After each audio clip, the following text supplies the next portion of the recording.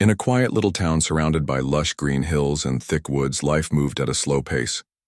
People knew each other, shared their joys and sorrows, and lived simple lives. But for the Johnson family, everything changed in an instant when tragedy struck without warning. David Johnson, a kind-hearted man who was deeply loved by everyone, lost his life in a devastating car accident one stormy night. The rain poured relentlessly as if the sky itself mourned the loss of such a good soul. Sarah, David's wife, was left to pick up the pieces of her shattered world.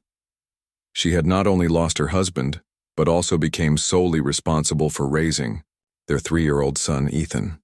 Grief weighed heavily on her heart, yet she tried to stay strong for her child. Little Ethan, however, seemed unable to grasp the enormity of what had happened.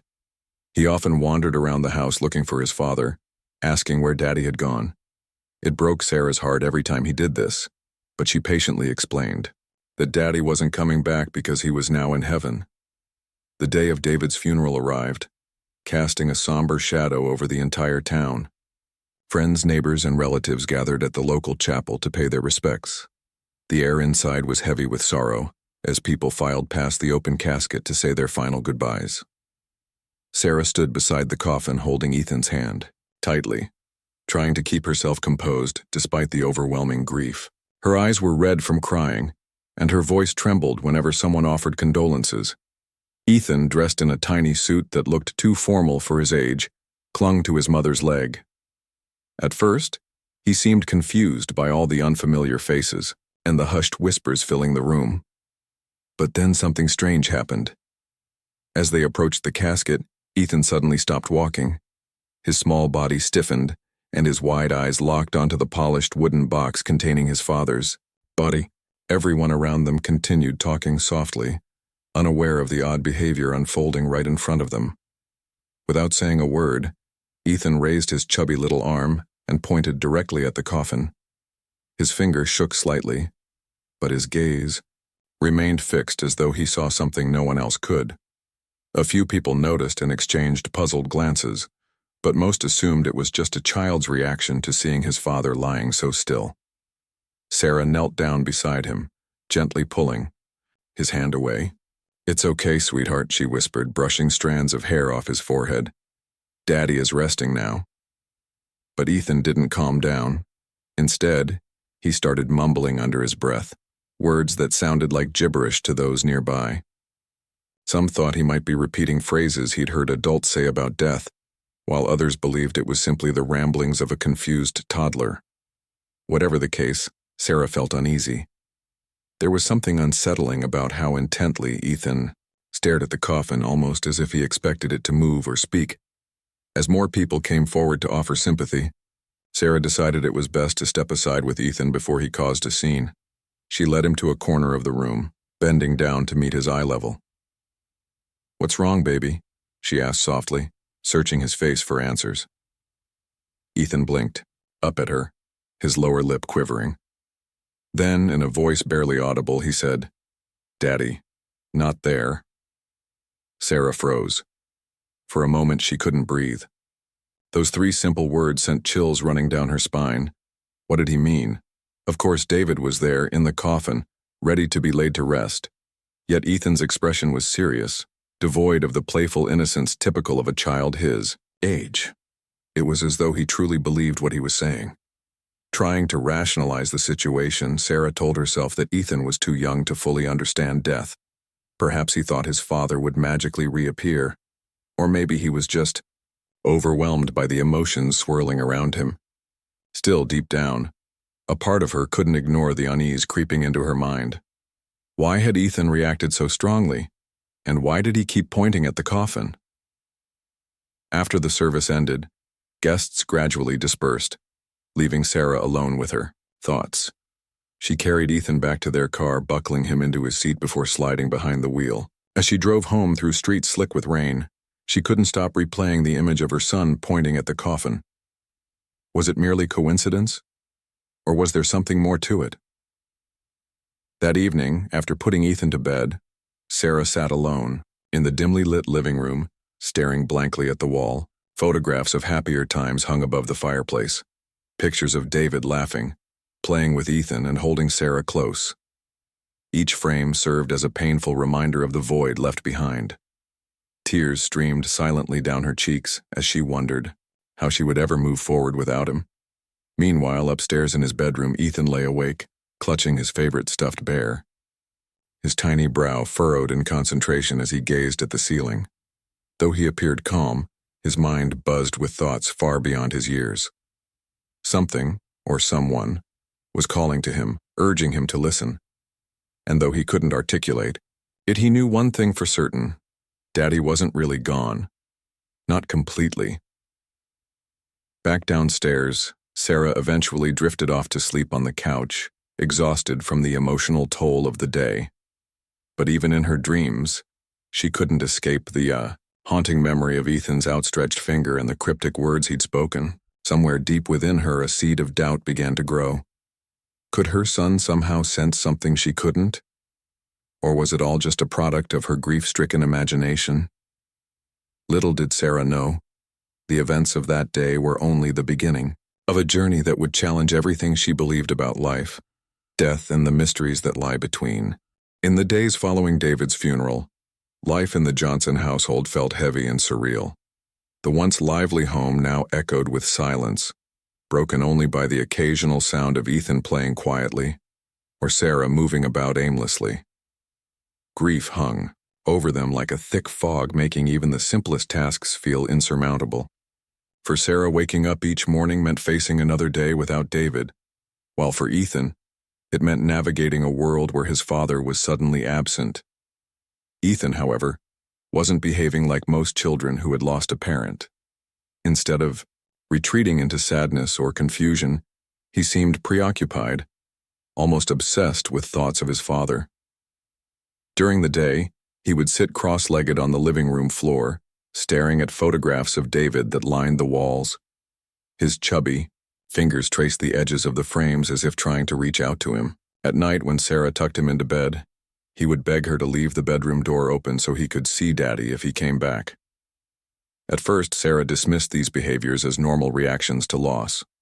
After all, Ethan was only 3 years old. He couldn't fully grasp the permanence of death. She assumed that with time he would come to terms with his father's absence. But as the weeks went by, Ethan's fixation grew stranger and more unsettling. One afternoon, Sarah found Ethan standing motionless in front of the fireplace, clutching a small toy truck that had belonged to David. The boy's eyes were wide, his face pale, and tears streamed silently down his cheeks.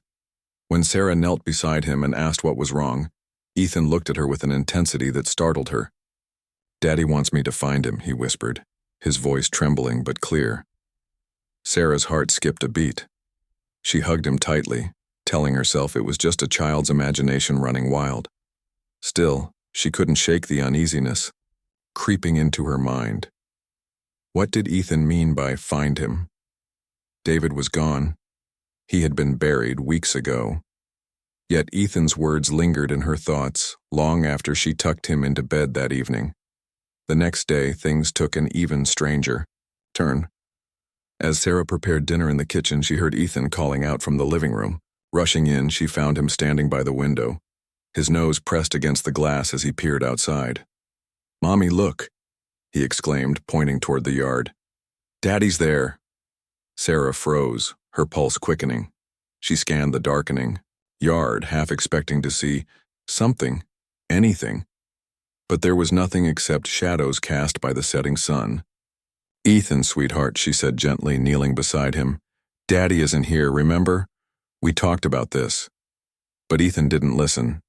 He shook his head vigorously, his curls bouncing as he insisted, "He is here. He told me." Sarah felt a chill run down her spine. How could a 3-year-old imagine such specific details? And why did he sound so sure? Over the next few days, Ethan's behavior became increasingly erratic. He refused to sleep in his own bed, insisting instead on sleeping near the living room window. "So I can see Daddy when he comes back," he explained matter-of-factly. No amount of reasoning could convince him otherwise. One night, Sarah caught him climbing onto the couch and pressing his face against the cold glass, whispering softly into the darkness. Her heart ached watching him. torn between comforting her son and grappling with her own growing fears. Desperate for answers, Sarah began researching childhood grief online. She read articles about how young children often struggled to understand death and might exhibit unusual behaviors as they processed their emotions. Some experts suggested that kids sometimes created imaginary scenarios to cope with loss. While this information provided some reassurance, it didn't fully explain Ethan's actions or the eerie certainty with which he spoke about his father. One evening, as Sarah flipped through photo albums, hoping to distract herself, Ethan appeared beside her holding a framed picture of David. "Daddy says thank you," he announced suddenly, his tone calm and serious. Sarah stared at him, stunned. "What do you mean, sweetheart?" she asked cautiously. Ethan pointed to the photograph. "He says thank you for keeping us safe, but he needs help." Sarah's breath hitched. She wanted to dismiss his words as a child's fanciful thinking, yet something deep inside her resisted the urge. Was it possible that Ethan somehow sensed David's presence? Or was her own grief clouding her judgment? As the days passed, Ethan's declarations grew bolder. He started talking about visiting the special place where Daddy was waiting. When Sarah asked what he meant, he described a quiet spot surrounded by trees, a description that eerily matched the cemetery where David was buried. Each mention of the cemetery sent shivers down Sarah's spine. She avoided taking Ethan there, fearing it might upset him further. But the more he talked about it, the harder it became to ignore. One particularly restless night, Sarah sat alone, in the dimly lit living room, staring blankly at the wall. Her mind raced with questions. Was Ethan simply processing his grief in his own unique way? Or was there something else, something supernatural at play? The thought terrified her, yet she couldn't deny the possibility. After all, Ethan had never shown any signs of being imaginative or prone to storytelling before. Why now? Why this? Her musings were interrupted by the sound of tiny footsteps padding down the hallway. Turning around, she saw Ethan standing there, in his pajamas, clutching his stuffed bear. His eyes were wide with urgency. "Mommy," he said firmly, "we need to go." "Go where, baby?" Sarah asked, though she already knew the answer. "To Daddy," Ethan replied simply, as if it were the most obvious thing in the world. For a moment, Sarah hesitated. Taking Ethan to the cemetery in the middle of the night felt reckless, even irrational. But looking into his earnest little face, she realized she couldn't ignore him anymore. Something or someone was guiding him, and she owed it to both her son and her late husband to uncover the truth. With a deep breath, Sarah stood up and grabbed her coat. "Okay, buddy," she said softly, forcing a smile. "Let's go see Daddy." As they stepped outside into the crisp night air, Sarah couldn't help but wonder what awaited them at the cemetery. Whatever it was, she knew one thing for certain. This journey was far from over. The decision to visit the cemetery in the middle of the night felt surreal, almost like stepping into a dream, or perhaps a nightmare. Sarah's hands trembled as she drove through the deserted streets, her mind racing with doubts and fears. Beside her, Ethan sat quietly in his car seat, clutching his stuffed bear tightly. His expression was unusually calm, as though he had been expecting this moment all along. The contrast between his serenity and Sarah's anxiety only deepened the unease gnawing at her heart. When they arrived at the cemetery gates, Sarah hesitated. The place looked eerily different under the cover of darkness, bathed in moonlight that cast long, jagged shadows across the grounds. Tombstones stood like silent sentinels, their weathered surfaces whispering secrets of lives long gone. She turned to Ethan, half expecting him to change his mind or show some sign of fear. But instead, he unbuckled himself and climbed out of the car without hesitation, his small feet crunching softly against the gravel path. "Ethan, wait!" Sarah called after him, hurrying to catch up. Her voice echoed faintly in the stillness, making her feel even more exposed. Yet Ethan didn't slow down. He walked with purpose, his steps steady and deliberate, as if an invisible thread were pulling him forward. Sarah grabbed a flashlight from the car and followed closely behind, her breath visible in the chilly air. They wandered deeper into the cemetery, passing rows of graves marked with names and dates etched into stone. Some were adorned with fresh flowers, while others lay forgotten beneath layers of moss and dirt. Despite the peacefulness of the setting, Sarah couldn't shake the feeling of being watched. Every rustle of leaves, every creak of branches swaying in the breeze made her jump. She clutched the flashlight tighter, its beam bouncing nervously over the ground. Finally, Ethan stopped in front of a headstone slightly apart from the others. It was old and worn, its inscription barely legible. Sarah knelt beside him, shining the light on the faded letters. Thomas Grayson, 1765-1802. She frowned, confused. This wasn't David's grave. They had buried him in a newer section of the cemetery. So why had Ethan led her here? Before she could ask, Ethan began speaking in a soft, urgent voice. "This is it, Mommy. Daddy said this is where we'll find him." Sarah's stomach churned. What did he mean? How could David be connected to someone who had died centuries ago? She reached out to comfort him, but before she could say anything, Ethan dropped to his knees and started digging furiously with his hands. Dirt flew everywhere as he worked, muttering phrases she couldn't quite make out. Panic surged through Sarah. "Ethan, stop!" she cried, grabbing his arms gently. "What are you doing?" He looked up at her, tears streaming down his face. "I have to help Daddy," he sobbed. "He told me to dig." Sarah's heart ached watching him like this, so determined, so distraught. Against her better judgment, she let go of him and rummaged through the trunk of the car for something to dig with. Finding a small gardening trowel, she handed it to Ethan, deciding to humor him rather than risk upsetting him further. If nothing else, maybe this would bring him some closure. As Ethan continued digging, Sarah noticed something odd about the soil around the grave. It seemed looser than the rest, as though it had been disturbed recently. Her pulse quickened. Could someone have tampered with this grave? Or was her imagination playing tricks on her again? After several minutes of relentless effort, Ethan's trowel hit something solid. He gasped and began scraping away the remaining dirt with renewed energy. Sarah joined him, her hands trembling as she uncovered what appeared to be a rusted metal box. It was small, no bigger than a shoebox, and covered in dirt and grime. Together, they lifted it out of the hole and placed it on the grass. For a moment, neither of them moved. They simply stared at the mysterious object, unsure of what to do next. Then Ethan broke the silence. "Open it, Mommy," he urged, his eyes wide with anticipation. Taking a deep breath, Sarah pried open the lid. Inside, she found a collection of items that seemed oddly personal. A tarnished pocket watch, a faded photograph of a man dressed in old-fashioned clothing, and a folded piece of paper yellowed with age. Carefully, she unfolded the paper and began reading aloud. The letter revealed the tragic story of Thomas Grayson, a man who had lived over 200 years earlier. According to the account, Thomas had been wrongfully accused of a crime he didn't commit and sentenced to death. However, the details grew darker. Due to a series of misunderstandings and bureaucratic errors, Thomas had been buried alive in a shallow grave. The horror of suffocating beneath the earth had haunted him not just in life but also in death, leaving his spirit trapped between worlds. The letter went on to explain that Thomas's restless soul had sought refuge in kindred spirits throughout history, using them as vessels to communicate his plight.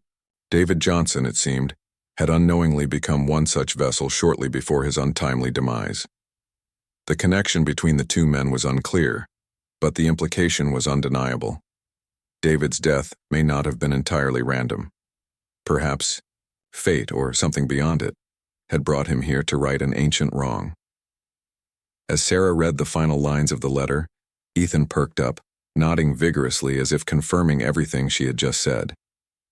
"Daddy knew," he whispered, his voice filled with awe. "He wanted us to help." Sarah's mind reeled. Everything suddenly clicked into place.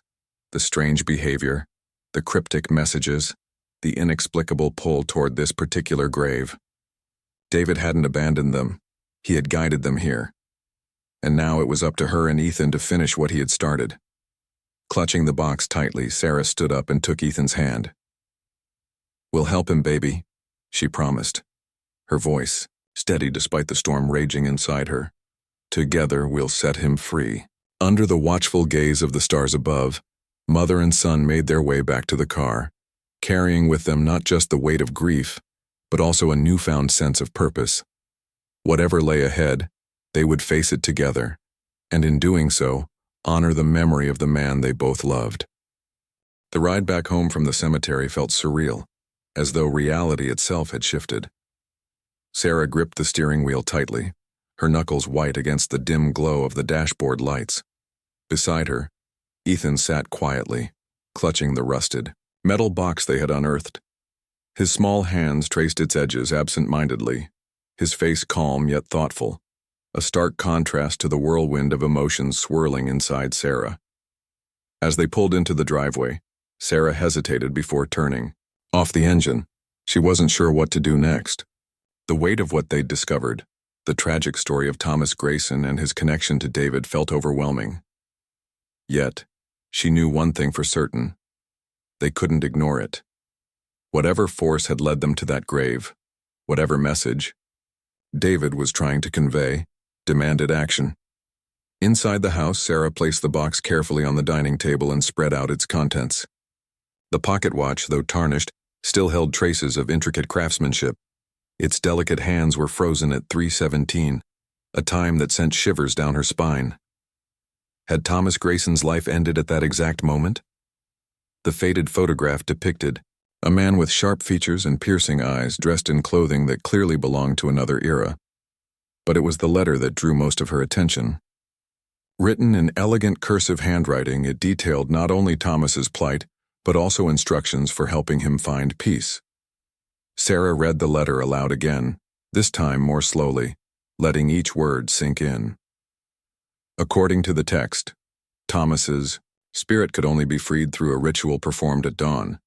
It involved 3 elements: fire, water, and words spoken with sincerity. The instructions were specific: light a candle near running water while reciting phrases meant to acknowledge his suffering and grant him release. As Sarah finished reading, Ethan perked up, nodding enthusiastically. "We can do it, Mommy," he said confidently, his voice filled with determination. "Daddy showed me how." Sarah blinked, startled. "What do you mean, baby?" she asked softly. Ethan pointed to the letter. "Daddy told me about the fire and the water. He said we need to say sorry to Mr. Grayson so he can go where he belongs." Tears welled up in Sarah's eyes. Whether Ethan truly understood the significance of what he was saying, or if he was channeling something beyond comprehension, she couldn't tell. All she knew was that she had to trust him, and trust David.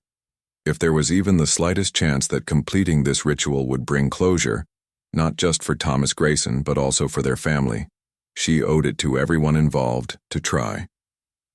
With newfound resolve, Sarah gathered the necessary items. She lit a thick candle and placed it in a glass jar to protect it from the wind. Then she filled a small bowl with fresh water, careful to keep it steady as her hands trembled. Finally, she wrote down the phrases from the letter, ensuring she wouldn't forget them when the moment came. Everything ready, she turned to Ethan, who watched her intently. "Are you ready, sweetheart?" she asked, forcing a smile. Ethan nodded solemnly, holding the photograph of Thomas Grayson close to his chest. Together, they returned to the car and drove back to the cemetery, arriving just as the first hints of sunlight began to paint the horizon. The world around them was eerily quiet, save for the distant chirping of birds waking up to greet the new day. When they reached Thomas's grave, Sarah set the candle and bowl of water on the ground. She took a deep breath, steadying herself, then turned to Ethan. "Do you want to help me say the words?" she asked gently. He nodded again, stepping closer to stand beside her. Hand in hand, they faced the headstone as Sarah began reciting the phrases from the letter. Her voice wavered at first, but grew stronger with each sentence. "Thomas Grayson, we are here to honor your memory and acknowledge the injustice done to you. You did not deserve the fate that befell you, and we offer our deepest apologies. May your soul find peace and rest in the light that awaits you." As she spoke, Ethan chimed in. repeating some of the simpler phrases after her. His tiny voice carried an unexpected clarity, as though it resonated with something ancient and profound. When they finished, Sarah lit the candle and held it over the bowl of water, allowing a single drop of wax to fall onto the surface. The flame flickered briefly before settling into a steady glow, casting warm light across the gravesite. For a moment, nothing happened. The air remained still, the silence unbroken. Then, suddenly, a gentle breeze swept through the cemetery, ruffling Sarah's hair and causing the candle flame to dance wildly. Ethan gasped, pointing toward the headstone. "Look, Mommy," he exclaimed. Sarah followed his gaze and froze. A faint mist seemed to rise from the ground around Thomas's grave, swirling gently like smoke caught in a draft. It shimmered faintly in the growing light of dawn, taking on a silvery hue before dissipating into the air. Though no sound accompanied it, Sarah felt a profound sense of calm wash over her, as though a heavy burden had been lifted. Ethan giggled softly, waving toward the empty space above the grave. "Bye-bye, Mr. Grayson," he said cheerfully. "Thank you for helping Daddy." Sarah hugged him tightly, tears streaming down her face. For the first time since David's death, she felt a glimmer of hope. Whether it was divine intervention, supernatural forces, or simply the power of love binding them together, she didn't know, and perhaps it didn't matter. What mattered was that they had done what needed to be done. As the sun broke fully over the horizon, bathing the cemetery in golden light, Sarah and Ethan lingered for a few moments longer. They stood side by side, holding hands, feeling the warmth of the morning sun on their skin. The air smelled fresher now, lighter, as though the weight of centuries of sorrow had finally dissipated. On the drive home, Ethan fell asleep in the back seat, clutching the photograph of Thomas Grayson. Protectively, Sarah glanced at him in the rearview mirror, her heart swelling with gratitude. Though David was gone, his presence lingered, not as a ghost haunting their lives, but as a guiding light leading them toward healing. Back at the house, Sarah tucked Ethan into bed, smoothing his hair and kissing his forehead. She then retreated to the living room, where she sat staring at the photographs of David hanging on the wall. This time, instead of sadness, she felt a deep sense of connection. David had always been a man of kindness and compassion, someone who cared deeply about justice. Even in death, it seemed, those qualities endured. As she drifted off to sleep on the couch, Sarah whispered a silent thank you. To David, to Thomas Grayson, and to whatever higher power might have orchestrated this strange journey. Tomorrow would bring challenges, as every day did, but for now she allowed herself to rest, knowing that they had taken a crucial step toward finding peace for themselves and for the souls whose stories intertwined with theirs. Little did she know this chapter of their lives was far from over, but for the first time in weeks she faced the future with a sense of hope rather than dread. And sometimes, that was enough. The days following the ritual at the cemetery brought a subtle but undeniable shift in the atmosphere of the Johnson household. The oppressive weight of grief that had once lingered in every corner seemed to lift, replaced by a quiet sense of calm. Sarah noticed it first in Ethan. He no longer woke up crying for his father or insisted on sleeping near the window to see Daddy. Instead, he returned to being the cheerful, playful child he had been before the accident, building block towers, chasing butterflies in the backyard, and laughing freely as sunlight danced across his face. For Sarah, the change was more gradual. While she still missed David deeply, the sharp edges of her sorrow softened into something gentler, almost bittersweet. She found herself able to smile when looking at old photographs of him without feeling overwhelmed by tears. It wasn't that she had forgotten him. Rather, it felt like David's memory now existed in a different space, a place where love endured beyond loss. Yet despite this newfound peace, Sarah couldn't shake the lingering questions about what had happened that night at the gravesite. Had they truly helped Thomas Grayson find rest? And if so, how had David been connected to all of it? One evening, as Sarah tucked Ethan into bed, he surprised her with an unexpected question. "Mommy," he said softly, clutching his stuffed bear. Do you think Daddy is happy now? Sarah paused, brushing a strand of hair from his forehead. I think Daddy is very proud of us, she replied gently. We did something important together, didn't we? Ethan nodded, his eyes growing thoughtful. Daddy told me he's okay. Sarah's breath caught in her throat. What do you mean, sweetheart? He talks to me sometimes, Ethan continued matter-of-factly, as though discussing the weather. Not with words, but I can feel him. He says thank you for helping Mr. Grayson. Tears pricked Sarah's eyes, but she forced a smile. That makes me happy to hear, baby. Now go to sleep, okay? As Ethan drifted off, Sarah sat on the edge of his bed, her mind racing. Was it possible that David's spirit, or whatever part of him remained, was still communicating with Ethan?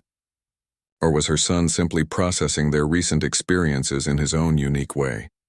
Though logic urged her to dismiss the idea, her heart refused to let go of the possibility.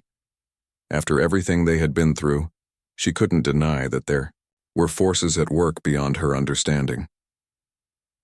The next morning, Sarah decided to revisit David's belongings. She hadn't touched many of his things since his death, too afraid of confronting the finality of his absence. But now, driven by curiosity and a desire for answers, she ventured into the attic. Dust motes floated lazily in the sunlight streaming through the small window as she rummaged through boxes stacked haphazardly against the walls. Among the clutter, she discovered a wooden chest she had never seen before. It was locked, its surface worn smooth from years of use. Intrigued, Sarah searched nearby for a key and eventually found one taped to the underside of the lid.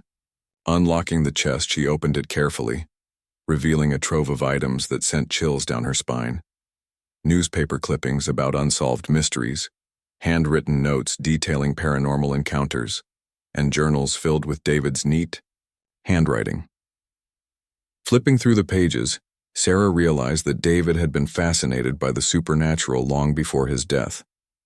Entries described research trips to haunted locations, interviews with people claiming to have communicated with spirits, and theories about why some souls remained trapped between worlds. One journal entry stood out, a detailed account of the legend of Thomas Grayson. David had written extensively about the man buried alive and speculated that certain individuals might serve as conduits for restless spirits seeking resolution. Sarah's hands trembled as she read further. In the margins of several pages, David had scribbled cryptic notes like "Protect the family" and "Trust Ethan." Her stomach churned. Had David known about Thomas Grayson's plight and his own role in it all along? Was this why he had kept such meticulous records? The realization hit her like a tidal wave. David hadn't just stumbled upon the legend. He had actively prepared for the moment when his family would need to step in. Buried beneath the journals, Sarah found another letter addressed to her. Unlike the one she'd uncovered at the cemetery, this one was dated mere days before David's fatal accident. Her heart pounded as she unfolded it, recognizing his familiar scrawl. My dearest Sarah, I don't know if you'll ever read this, but I want you to know that I've spent my life searching for truths most people choose to ignore. The world is far more complex than we realize, and some connections transcend time and space. If anything happens to me, promise me you'll trust your instincts, and Ethan's. He may seem like just a child, but he sees things others cannot. Together you two are stronger than any force working against you. Love always, David. Tears blurred Sarah's vision as she finished reading. For the first time, she understood the depth of David's sacrifice and the enormity of the responsibility he had entrusted to her and Ethan. He hadn't merely died in a random accident. He had willingly stepped into the path of destiny to ensure that justice was served for Thomas Grayson. And in doing so, he had left behind a legacy of courage and compassion that Sarah vowed to honor. Determined to piece together the full story, Sarah began sharing her findings with close friends and neighbors. To her surprise, many were already aware of the local legends surrounding Thomas Grayson. Some even claimed to have experienced strange occurrences near the cemetery, unexplained whispers, cold spots, and fleeting shadows that vanished when approached. Encouraged by these revelations, Sarah organized a community meeting to discuss ways to preserve Thomas's memory. Together, the townspeople agreed to erect a memorial plaque at the cemetery dedicated to Thomas Grayson. They also planned an annual event to educate future generations about his tragic fate and the importance of seeking justice for those who could not speak for themselves. As word spread, donations poured in, and volunteers worked tirelessly to bring the project to life on the day of the unveiling ceremony. Sarah stood beside Ethan, holding his hand tightly. The plaque read, "In memory of Thomas Grayson, 1765–1802, a life cut short by injustice may. His story inspire us to seek truth and compassion." As the crowd applauded, Ethan tugged on Sarah's sleeve. "Mommy," he whispered, pointing toward the sky. "Look." She followed his gaze and saw a single bird soaring high above the cemetery, its wings catching the sunlight. Something about the sight filled her with warmth, a reminder that even in death, love and connection endured. That night, as Sarah tucked Ethan into bed, he smiled sleepily and said, "Daddy says he loves us." Sarah kissed his forehead, her heart swelling with gratitude. "I love him too, baby, and I always will." Though David was gone, his presence remained woven into the fabric of their lives, a guiding light leading them forward. And as Sarah turned off the bedroom light, she felt a profound sense of peace knowing that they had honored not only Thomas Grayson, but also the man who had given everything to make things right. The journey had changed them forever, but it had also taught them the power of love, resilience, and faith even in the face of the unknown. Life in the Johnson household gradually returned to a semblance of normalcy, though it was a new kind of normal, one shaped by the extraordinary events that had unfolded. The weight of grief no longer pressed down on Sarah with suffocating intensity. Instead, it transformed into something softer, more tender. She still missed David every day, but his memory now felt like a comforting presence rather than an aching void. Ethan, too, seemed to settle back into the rhythms of childhood, playing and laughing as though nothing unusual had happened. Yet beneath the surface, both mother and son carried with them the knowledge that they had been part of something far greater than themselves. The unveiling of Thomas Grayson's memorial plaque marked a turning point, not just for the Johnson family but also for the entire community. What had begun as a personal journey for Sarah and Ethan blossomed into a shared effort to honor the past while fostering hope for the future. The annual event organized by the townspeople became a cherished tradition, drawing visitors from neighboring areas who were curious about the story of the man buried alive and the modern-day miracle that had brought him peace. Each year, Sarah stood before the crowd recounting their experience with humility and gratitude. It wasn't easy reliving those moments, especially when her voice cracked or tears welled up. But she knew how important it was to keep Thomas's memory alive. Ethan played a special role in these gatherings, often standing beside his mother as she spoke. Though he rarely said much, his presence alone inspired awe among those who listened. People marveled at his calm demeanor and the way he seemed to gaze intently at the plaque, as if communicating silently with someone only he could see. Some whispered that he must have inherited his father's gift, a connection to the unseen world. But Sarah preferred to think of it simply as Ethan being Ethan, sensitive, intuitive, and deeply attuned to the emotions of others. As time passed, Sarah found herself reflecting more on David's final act of love. By guiding them to help Thomas Grayson, he had ensured that his legacy would live on, not just through photographs and memories, but through tangible actions that touched countless lives.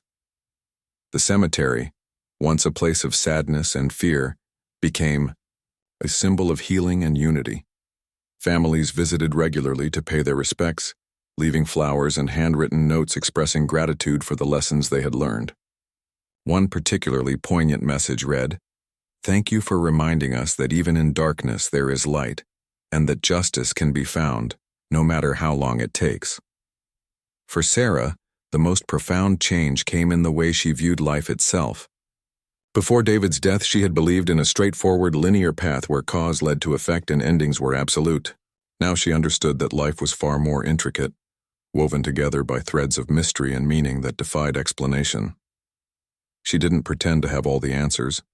In fact, many questions remained unanswered. But she embraced the uncertainty with newfound courage. Whether it was fate, divine intervention, or something entirely unexplainable, she trusted that everything happened for a reason. This shift in perspective allowed her to reconnect with the people around her in ways she hadn't anticipated. Neighbors who had once been distant acquaintances became close friends, offering support during difficult times and celebrating small victories alongside her. Even strangers reached out after hearing about the Johnson story, sharing their own experiences of loss and redemption. Through these connections, Sarah realized that she wasn't alone, that everyone carried scars, visible or invisible, and that healing often began with reaching out to others. One evening, as she sat on the porch watching Ethan chase fireflies in the yard, Sarah felt an overwhelming sense of gratitude. The air smelled sweet with the scent of blooming flowers, and the sky glowed softly with hues of orange and pink as the sun dipped below the horizon. Life wasn't perfect.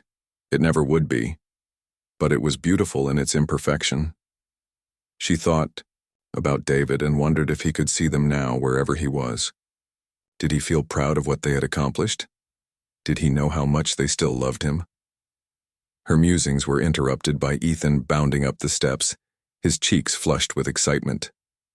"Mommy," he said breathlessly, holding out a jar filled with flickering fireflies. "Look, I caught stars." Sarah laughed, pulling him onto her lap. "Those are beautiful, sweetheart, but don't forget to let them go later, okay? Stars belong in the sky." Ethan nodded solemnly. "I will. But first I want to show Daddy." Her heart swelled at his words. Though David was gone, he remained a constant presence in their lives, not as a ghost haunting their days, but as a spirit inspiring them to live fully and love deeply. Sarah kissed the top of Ethan's head, feeling the warmth of his tiny body against hers. In that moment, she knew they would be okay. They had each other, and they had the enduring bond of a man whose love transcended death. Months turned into years, and the Johnsons continued to grow and heal. Ethan started school, making friends easily and impressing teachers with his creativity and empathy. He often told stories about adventures involving Daddy and Mr. Grayson, which earned him nicknames like the Storyteller among classmates. Sarah encouraged his imagination, knowing that it was rooted in truth, even if no one else could see it. Meanwhile, Sarah threw herself into volunteer work, organizing fundraisers and educational programs centered around themes of justice and compassion. She partnered with local organizations to raise awareness about wrongful convictions and advocate for reforms in the legal system. Her efforts earned recognition beyond the town, leading to invitations to speak at conferences and workshops across the country. Though she initially hesitated to step into the spotlight, she soon realized that sharing their story gave others hope and reminded them that even the smallest actions could create ripples of change. On the 5th anniversary of David's passing, Sarah and Ethan returned to the cemetery to visit his grave. The morning air was crisp, carrying the faint scent of pine needles and freshly cut grass. As they approached the headstone, Sarah noticed something unexpected: a single red rose lying atop the marble surface. Beside it was a folded piece of paper weighed down by a smooth stone. Curious, Sarah picked it up and unfolded it. Written in neat handwriting were the words, "Thank you for showing us the way. Rest assured your husband's kindness lives on in all of us." There was no signature, but Sarah didn't need one to know who it was from. Tears pricked her eyes as she tucked the note into her pocket, vowing to keep it forever. Ethan knelt beside the grave, placing the jar of fireflies he had caught earlier next to the rose. "Hi, Daddy," he said softly, his voice laced with affection. "We miss you, but we're doing good. Promise." Sarah joined him, wrapping an arm around his shoulders. Together they sat in silence, listening to the rustle of leaves and the distant chirping of birds. For the first time in years, Sarah felt truly at peace. David wasn't physically present, but his influence surrounded them, in the laughter of children playing nearby, in the kindness of strangers helping one another, and in the quiet strength that guided their family forward. As they walked back home hand in hand, Sarah glanced over her shoulder one last time. The sunlight filtered through the trees, casting golden patterns on the ground. Somewhere deep within her, she felt certain that David was smiling, content in the knowledge that his sacrifice had paved the way for healing, not just for their family but for countless others. And so, life moved on. Not perfectly, not without challenges, but with a renewed sense of purpose and hope. The Johnsons had faced the unimaginable and emerged stronger, bound together by love, resilience, and faith. Though the road ahead would undoubtedly bring its share of twists and turns, they faced it with open hearts, ready to embrace whatever came next. After all, they had already proven that even in the darkest moments light could find its way through, and that sometimes miracles happened when you least expected them.